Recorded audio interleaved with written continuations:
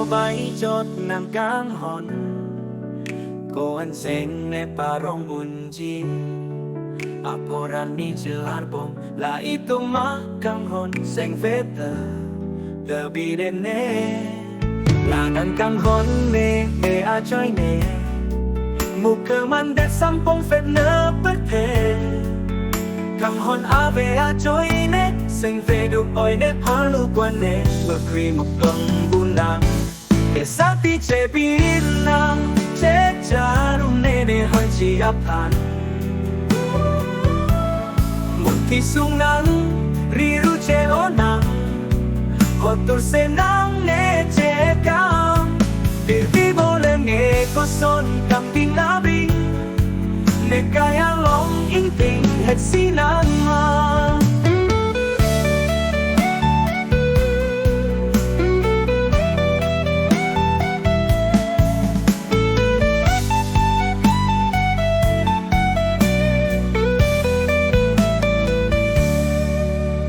cho bay chót nàng cáng hòn cô anh sen ne parong bunji aporan ni jelarbom la itu makang hon seng veta terbi dene la nan kang hon ne a choi ne muka mandet sampong fet na pete kang hon ave a choi ne seng ve du oi ne palu quan ne bakri một công bunang ke sapi che binang che charum ne har chi apan mun ki sung nang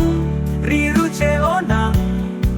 hotur se nang ne che cam để vi bo le nghe có son cầm tin na binh ne kaya long in tình hết si nang ma ke sapi che binang che charum ne har chi apan mun ki sung nang riru che o nang